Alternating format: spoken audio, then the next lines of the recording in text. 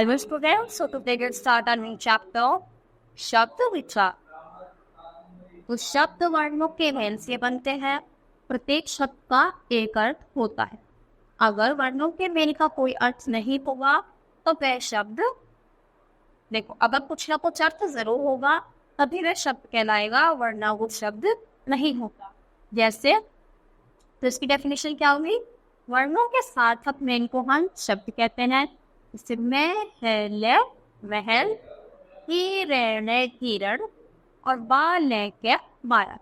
तो देखो इस सब के हमें मतलब पता है, तो ये क्या हुए? ये शब्द हुए, क्योंकि इनसे हमारी समझ में, इनके अर्थ हमारी समझ में आ रहे हैं, तो ये शब्द है। और दूसरा देखो है, मैं, हमन, नारागी, नकबा। तो ये ऐसा नहीं लग रहा क्या ये बकवास से लिखी है? तो इनका कुछ भी मतलब नहीं है, इसलिए ये शब्द नहीं है। तो वर्णों का सही समूह, सही क्रम, जिसका कुछ अर्थ हो, वही हमारा शब्द होता है। फिर शब्दों के चार भेद होते हैं: स्तोत्र या उत्पत्ति के आधार पर, रचना या बनावट के आधार पर, अर्थ के आधार पर, और वाक्य में कैसे प्रयोग किए जाते हैं उसके आधार पर। सबसे पहले स्तोत्र या उत्पत्ति के आधार पर चार भेद होते हैं: तत्सम, तत्पव, देशज और विदेशज। तत्सम शब्द जो संस्कृत से लिए गए हैं, तो संस्कृत से जो शब्द हिंदी में अपने मूल रूप में प्रयुक्त होते हैं, यानी एज इट इज ऐसे जो के प्रयोग यूज होते हैं, वो हमारे तत्सम। तत्सम में सा आता है, यानी संस्कृत वाले शब्द। तो पृथ्वी, अग्नि, जल, वायु, आकाश, ये सारे ही संस्कृत के शब्द हैं जो हिंदी में एज इट इज यूज किए जाते हैं, उन्हें हम तत्सम कहते हैं। तत्व जो संस्कृत के जो शब्द बदले हुए रूप में प्रयोग किए जाते हैं, उन्हें तत्व कहते हैं। जैसे जल, पानी, तो पानी हमारा तत्व हो जाएगा और जल तत्सम। अग्नि तत्सम है, तो इसको अगर हम बदलकर आग बोलेंगे तो तत्व हो जाएगा। पृथ्वी यानी धरती, वायु मतलब हवा, तो जब उसको हम बदले हुए रूप में यूज करते हैं तो वो तत्व हो जाती है। जैसे देखो ये तत्व शब्द है और ये तत्सम। तो आग, अग्नि, आंख, अक्षी, कान, कर, कर्ण, कान, कुपुत्र, कपूत, कोकिल, कोयल, दही, दही, सच, सत्य, आम्र, आम। तो ये सारे क्या है? ये सारे हमारे संस्कृत वाले शब्द हैं, और जो इधर वाले हैं ये हमारे हिंदी वाले यानी तत्व शब्द। फिर आता है देश शब्द। देश शब्द तो जो शब्द स्थानीय बोलियों और जन भाषाओं से हिंदी में आए हैं, वे देश शब्द कहलाते हैं। जैसे झुग्गी, पगड़ी, मिर्च, फटाफट, पापड़, खिचड़ी। विदेशी शब्द जो शब्द विदेशी भाषाओं से हिंदी में आए, देखो ये क्या है? जो देश में बोले जाते हैं, जो देश में ही बने हैं। और विदेशी जो हमने विदेशी भाषाओं से, यानी जो देश से बाहर होगा वो विदेश होगा। तो जो हमने दूसरे विदेश से भाषा लिए हैं, शब्द लिए हैं, वही हमारे विदेशी शब्द होते हैं। और कुछ होता है, देखो जैसे अरबी फारसी से हमने कौन कौन से शब्द लिए? अखबार, अगर, अफसोस, अमीर, आजाद, आदमी, आमदनी। तो ये सारे ही अरबी फारसी के हैं। और अंग्रेजी के कौन से शब्द हैं? Ice cream, belt, tie, company, conductor आदि। पुर्तगाली से कौन कौन से लिए? अलमारी, बाल्टी, साबुन, कमीज।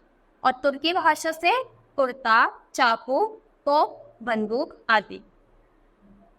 दूसरा हमने बांटे हैं रचना या फिर बनावट के आधार पर। इसके कितने होते हैं? 3 भेद: रूढ़, योग रूढ़ और योगी। सबसे पहले रूढ़ शब्द पढ़ेंगे। तो जो शब्द परंपरागत रूप से किसी वस्तु विशेष के लिए प्रयोग होते चला आ रहा है, उसे रूढ़ कहते हैं। जैसे मोर, हिरण, पुस्तक, कुर्सी, सड़क आदि। रूढ़ शब्दों के सार्थक खंड नहीं हो सकते। यानी देखो मोर को अगर हम मोर के टुकड़े करेंगे तो मो बनेगा और रे बनेगा, तो यानी इनका अलग से कोई भी मतलब नहीं होता है। यौगिक तो जब रूढ़ शब्द में किसी शब्द या शब्दांश का योग हो जाता है तो इस प्रकार बने शब्द यौगिक शब्द कहलाते हैं। जैसे जन और पथ, तो दोनों का ही मतलब है, और हमारा शब्द बना जनपद। राज और भवन मिला के बना राजभवन, यानी राजा का भवन। देव और भूमि मिलाकर बना देवभूमि। प्रतीक्षा और आल्य मिला प्रतीक्षाल्य। यौगिक शब्दों के सार्थक अर्थ हो सकते हैं, यानी देखो अगर हम इनके टुकड़े करेंगे तो इनका मतलब हो सकता है। योग जो शब्द यौगिक शब्दों की तरह दो या अधिक शब्दों के मेल से बनते हैं लेकिन किसी विशेष अर्थ में प्रयोग किए जाते हैं, वे योग शब्द कहलाते हैं। जैसे वीणा वादिनी, तो ये क्या हुआ, वीणा प्लस वादिनी, यानी सरस्वती जी के लिए हो। तो वीणा वादिनी किसी को बोलते हैं, सरस्वती जी को। तो इनके खंड तो हो गए, पर ये क्या हो गया, देखो जाता शब्द है और एक शब्द के लिए शब्द क्या यूज हुआ, वीणा वादिनी।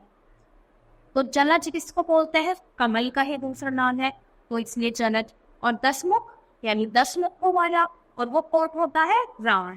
तो जब ये दोनों किसी और के बारे में बात बताए, इसका मतलब तो हो जाएगा 10 मुख वाला, पर होता कौन है, रावण। मुरलीधर, अब बताओ जो मुरली बजाता हो तो कौन होता है मुरलीधर, श्री कृष्ण जी है। तो इसीलिए जब ये चीज किसी इंसान के बारे में बताए, किसी चीज को दर्शाए, तब वो हो जाता है योग। फिर अर्थ के आधार पर 4 भेद होते हैं, एकार्थी, अनेकार्थी, पर्यायवाची और विलोचन। सबसे पहले एकार्थी, तो जिन शब्दों का केवल एक ही अर्थ हो, यानी एक ही मतलब हो, ऐसे शब्दों को एकार्थी बोलते हैं। जैसे चांद, सूरज, गुलाब, सपना, तो अलग अलग है, एक ही शब्द है। अनेकार्थी, जो एक ही शब्द के अनेक अर्थ हो, यानी एक से ज्यादा अर्थ हो, उसे हम अनेकार्थी बोलेंगे। जैसे घट मतलब घड़ा भी होता है और हृदय भी, अंबर मतलब आकाश भी होता है, वस्त्र भी, बादल भी, कनक मतलब सोना धतूरा, और तेल मतलब बाण और किनारा। फिर आते हैं पर्यायवाची, तो समान अर्थ वाले शब्दों को पर्यायवाची या समानार्थी कहते हैं। तो देखो जितने भी शब्द हैं उन सबका मतलब देखिए। तो आंख, नयन, चक्षु, नेत्र, ये सभी को क्या बोलते हैं हम, आंख। तो एक है तो शब्द अलग अलग, पर सबका अर्थ क्या है, एक ही है। आग, अग्नि, अनल, पावक, तो इन सब का मतलब आग ही है। पक्षी, खग, पंछी, विहंग, तो इन सब का मतलब पक्षी ही है। फिर आते हैं विलोम शब्द। विलोम शब्द क्या होंगे, जो एक दूसरे से उल्टे होंगे, यानी अलग अलग विपरीत होंगे, तो इनको हम विलोम या फिर विपरीतार्थक शब्द कहते हैं। जैसे उन्नति, अवनति, अंधेरा, उजाला, पाप, पुण्य, सुख, दुख, लाभ, हानि, उत्थान, पतन, ऊपर नीचे, आगे पीछे, और क्या हो जाएगा, सुबह शाम, तो क्या हो जाएगा, बिल्कुल विपरीत, यानी उल्टा मीनिंग जो हो जाएगा। ऐसे शब्द होते हैं विलोम। अगला आता है प्रयोग के आधार पर।